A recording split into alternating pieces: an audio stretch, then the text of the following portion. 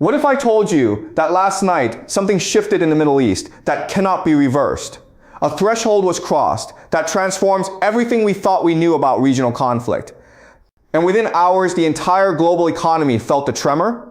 This is not hyperbole, this is not speculation, this is the architecture of a war that is now consuming its own off-ramps. And by the end of this video, you will understand exactly why every major power on Earth is scrambling to figure out what comes next. Stick around, because what happened next will blow your mind.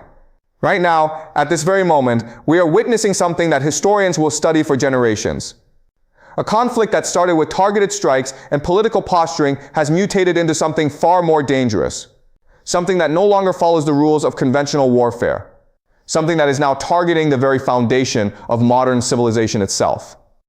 If you are captivated by the unfolding crisis in the Middle East and want to understand what is really happening behind the headlines, smash that like button and let the algorithm know you are paying attention.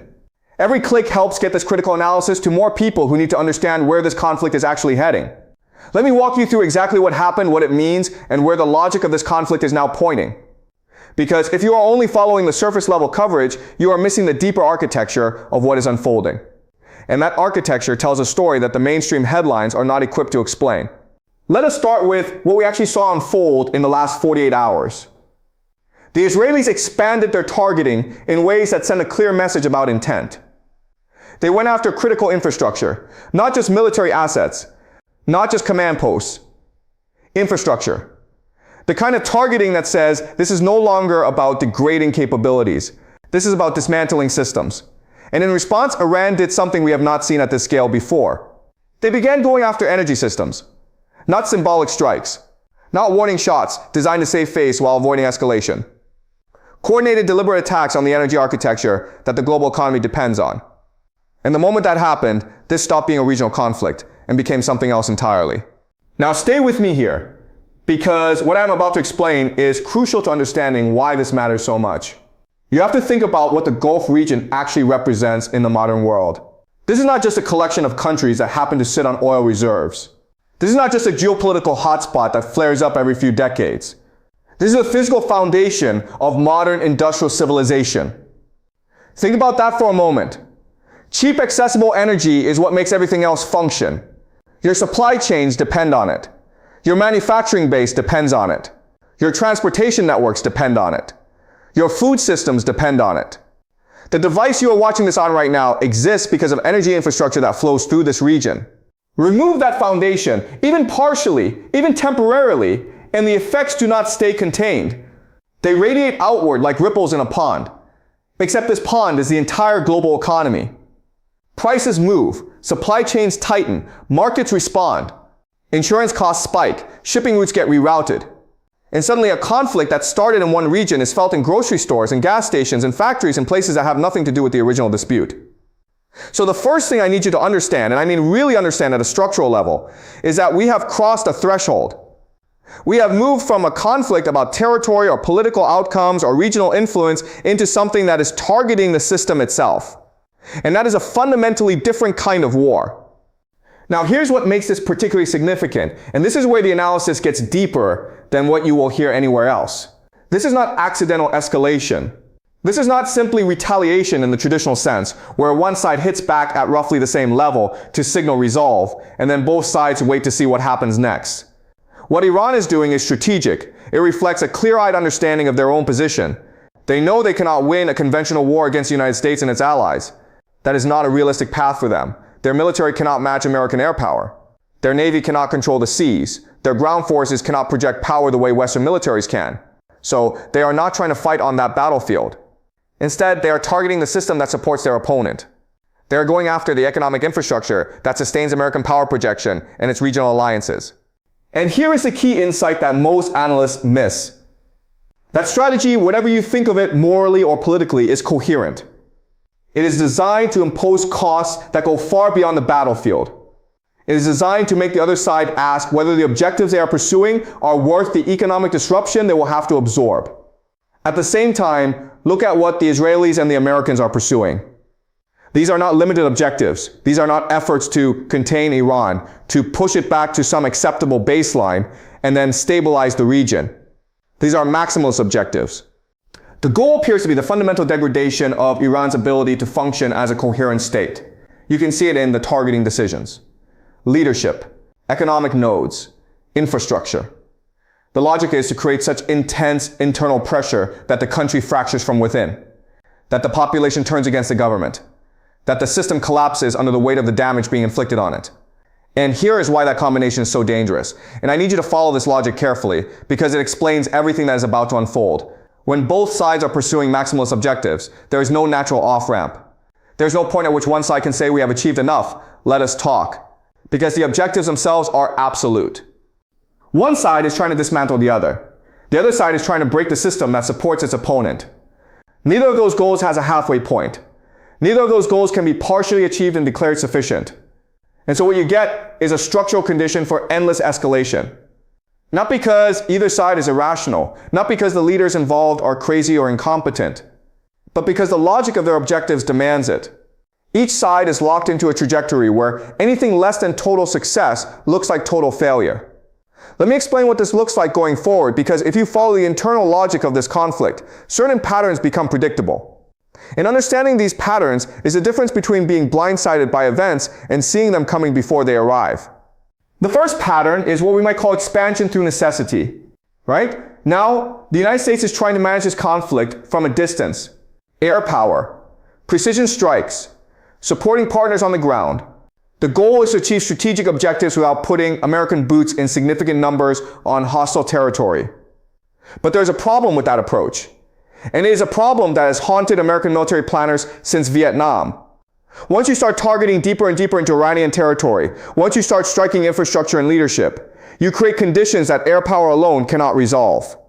You need to secure assets. You need to hold certain positions. You need to protect the platforms from which your air power operates.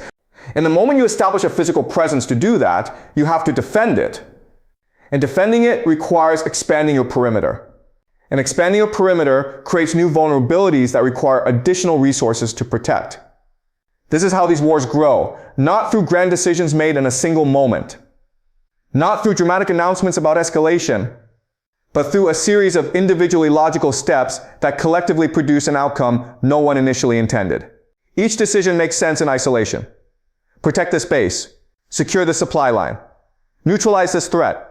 But when you string them together over weeks and months, you look up and realize you are fighting a war that looks nothing like the war you planned to fight. We saw this in Iraq, we saw this in Afghanistan, we saw this in Vietnam. The pattern is historically consistent because it emerges from the structure of these conflicts, not from the specific decisions of any particular administration.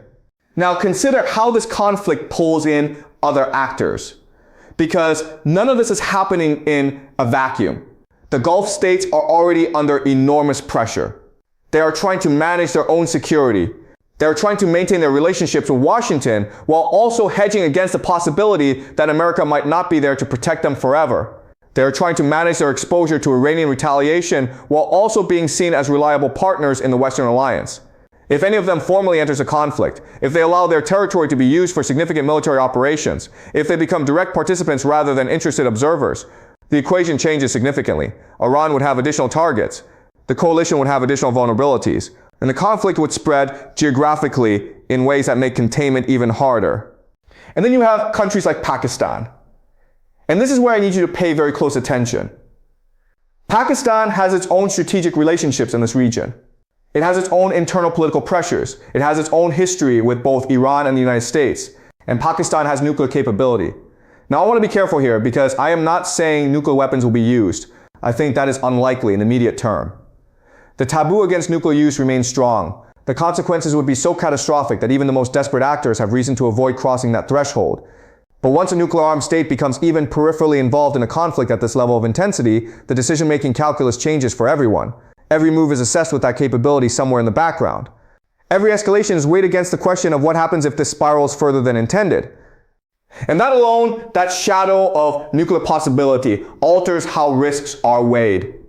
It makes actors more cautious in some ways, but it can also make them more aggressive if they believe the nuclear deterrent protects them from the ultimate consequences of their actions.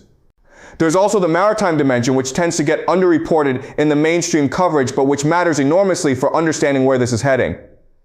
The global economy relies on a small number of critical choke points.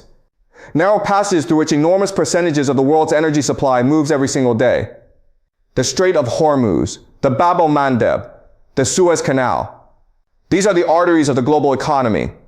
If those choke points are disrupted, not necessarily closed, just disrupted, the effects move through the global economy very quickly. Prices spike, insurance costs rise, shipping companies reroute their vessels, adding days or weeks to delivery times. Supply chains that depend on predictable delivery windows start to seize up. And this is a tool that Iran understands and has the capacity to leverage. They have invested heavily in the ability to threaten shipping in the Persian Gulf. They have proxy forces positioned near other critical waterways. They know that even the threat of disruption, even uncertainty about whether ships will arrive on time and intact, has economic effects that go far beyond any actual damage they might inflict. If that leverage is applied in coordination with infrastructure strikes, you get a cascading effect that amplifies the economic damage far beyond what either set of strikes would produce on its own. The whole becomes greater than the sum of its parts. And suddenly you are looking at a global economic crisis that started with a regional military conflict.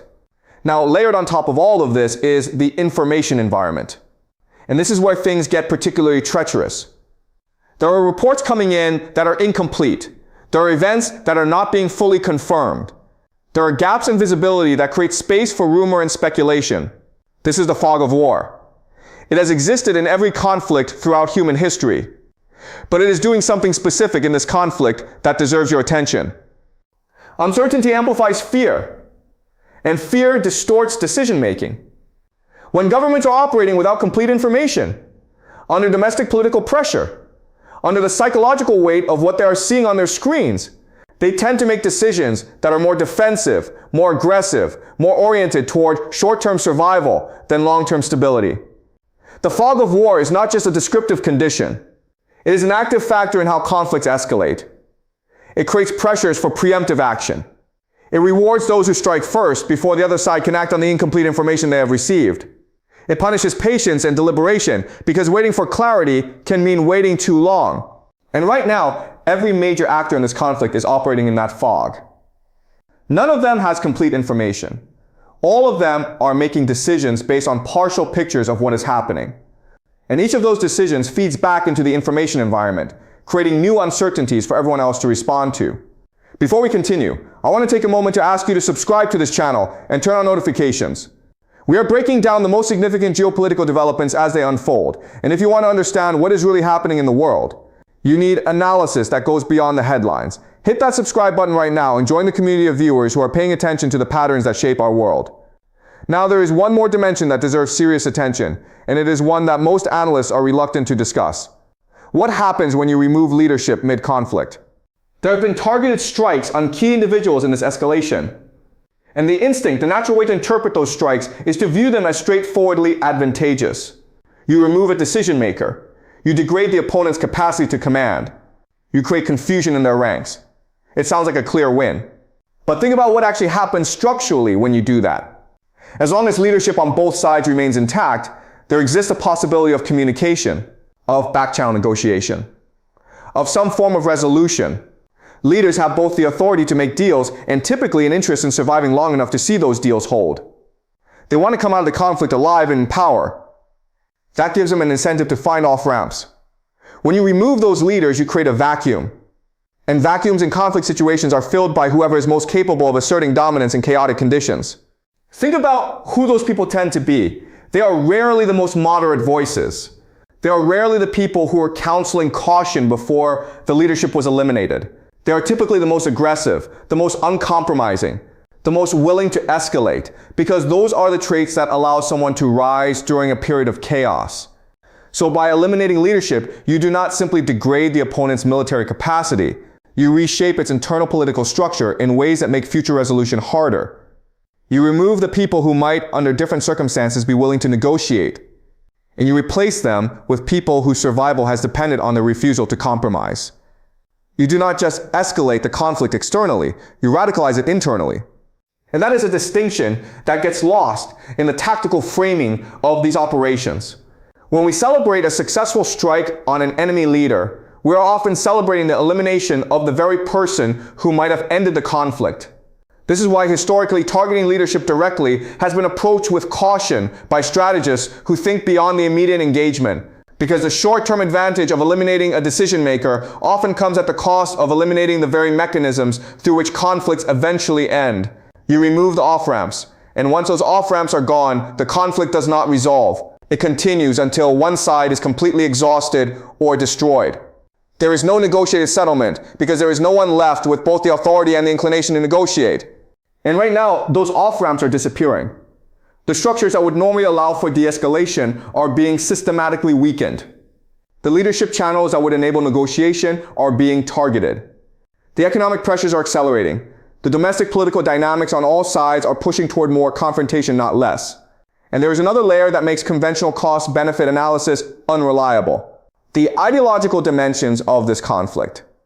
Not everyone engaged in this conflict is looking at it purely through a strategic or political lens.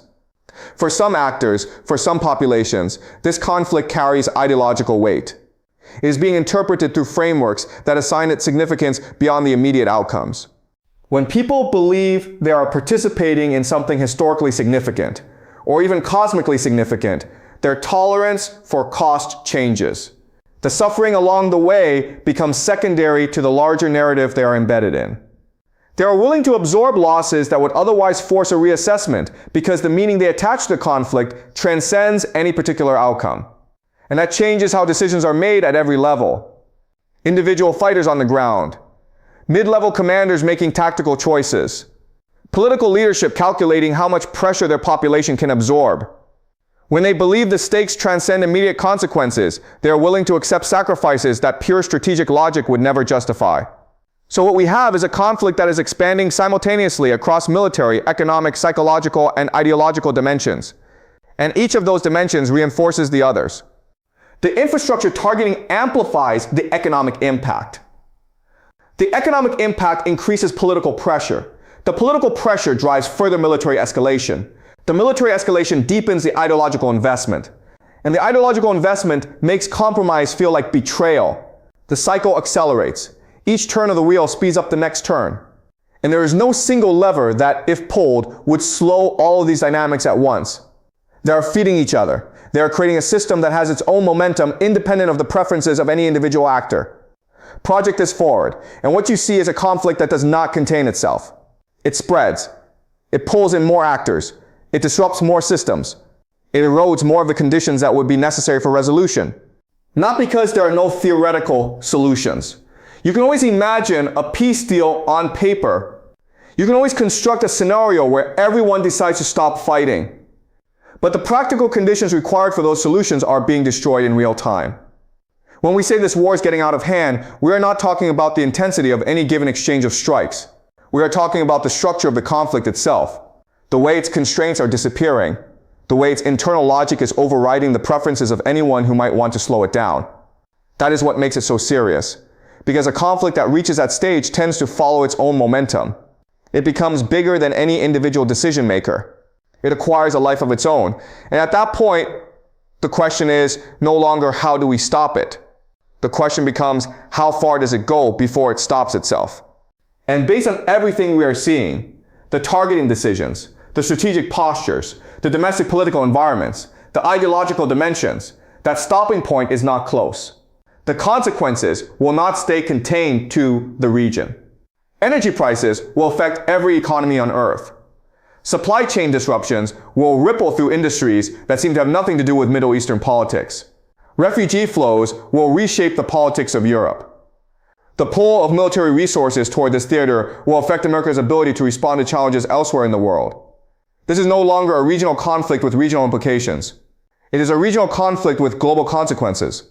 And we are still in the early stages of watching those consequences unfold. Pay attention to the patterns, pay attention to the directions, pay attention to the underlying logic of the decisions being made. Individual events will come and go. There will be headlines that seem significant for a day and then fade from memory.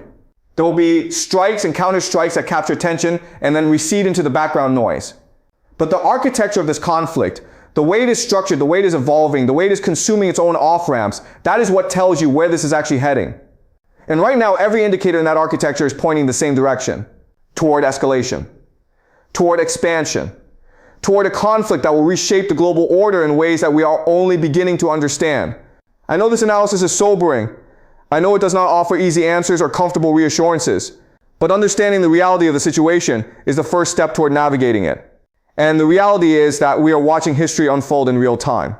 The decisions being made in the next weeks and months will echo for decades.